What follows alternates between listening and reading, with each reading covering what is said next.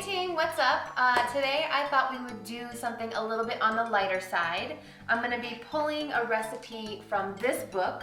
It's called The Food Lab by J. Kenji Lopez Alt. And basically it's a scientific approach to cooking.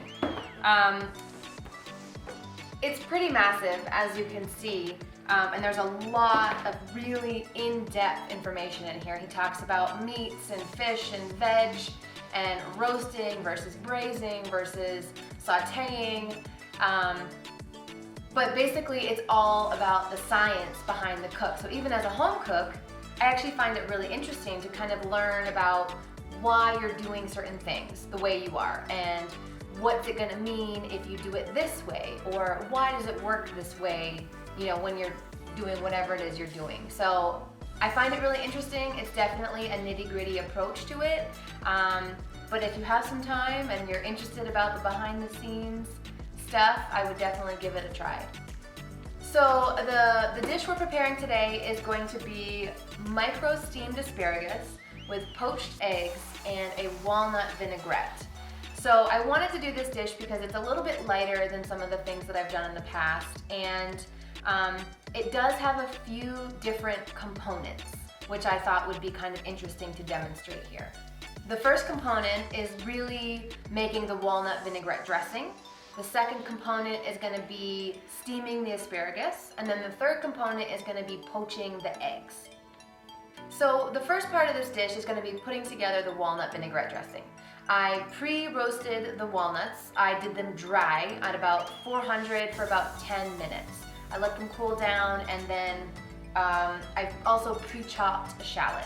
So now we're just going to kind of combine the ingredients and make the vinaigrette.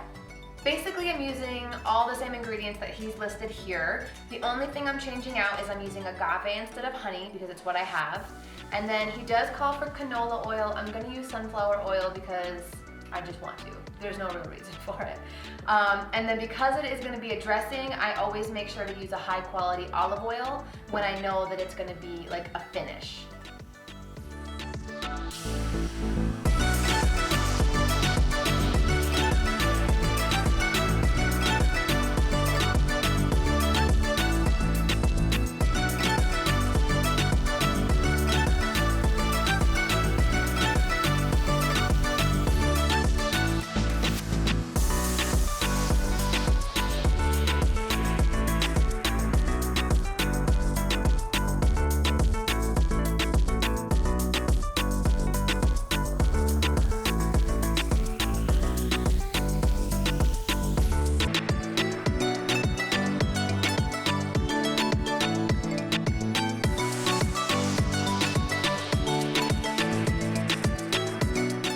Okay, so now we're on to component number 2, which is the asparagus portion. I just kind of wanted to show you how I deal with my asparagus. Whenever I get it fresh, I always take it home, trim the ends off a little bit, and stick it into a mason jar with some water. And then I put a bag on top of it to kind of keep it hydrated. It also extends the shelf life of your asparagus if you take care of it that way as well. I've pulled out the amount of asparagus that I'm going to use for this dish. I just wanted to show you so you can see when asparagus are starting to go bad, they will turn white and pretty fibrous. So you can see that this one's actually really kind of starting to go. So you just want to take a look at your asparagus, see which ones are starting to discolor, and then just make sure you chop those off because they're not going to be very pleasant to eat.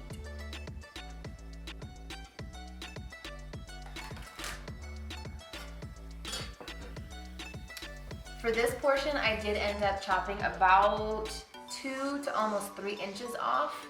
I do like to keep them all relatively close to the same size, and a few of them were starting to turn.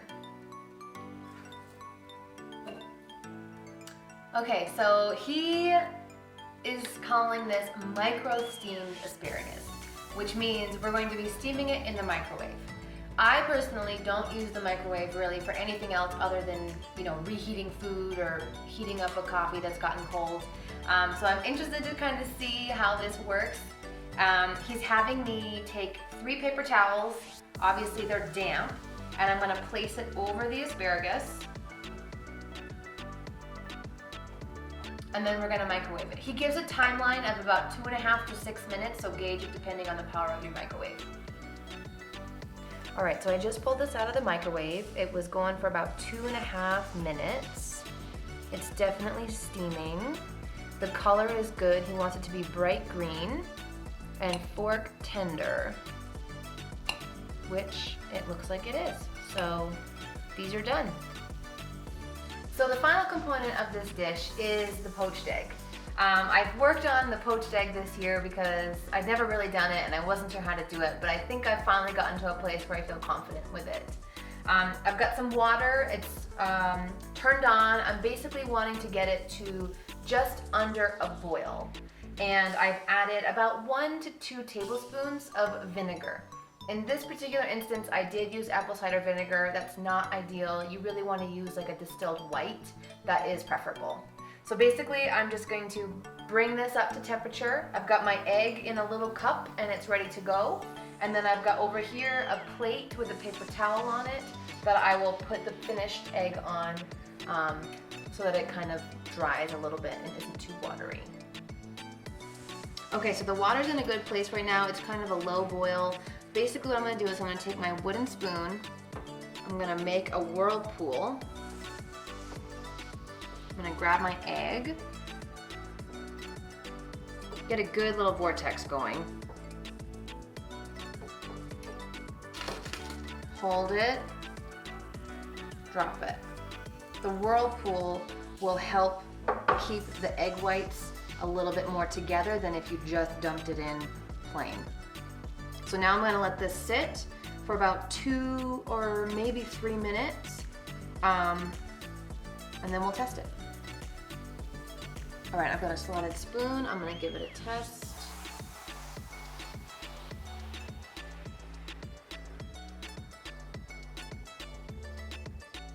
I think that looks okay. Mostly what you're looking for is for the egg whites to be cooked because you want the yolk to be runny when you break it open.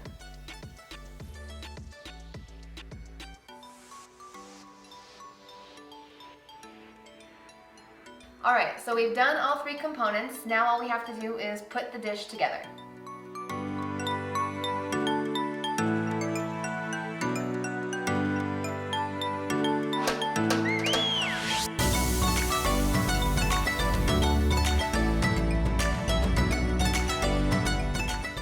Okay, let's see how we did on the yolk. Beautiful, look at that. Nice runny yolk. And the white looks cooked through. Awesome. All right, so let's taste it.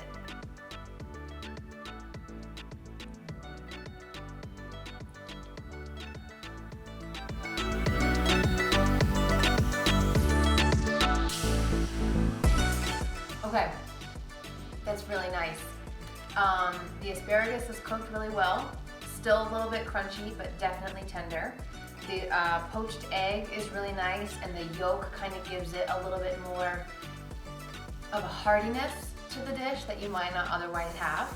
And then the walnut vinaigrette just adds a really nice warmth, some acidity, kind of gives it a little bit more of a rounded feel to the dish, and really actually I think kind of brings it together really nicely. I also have some rustic bread in the house today that I've cut up, and I'll use that kind of to sop everything up.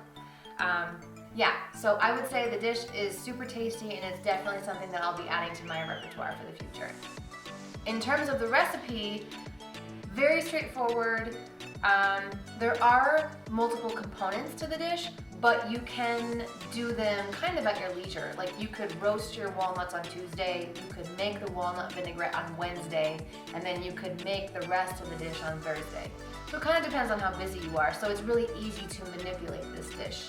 I think definitely awesome for breakfast, brunch, even a lunch would be great for this. So I hope you try it and I hope you enjoy. Okay, see ya.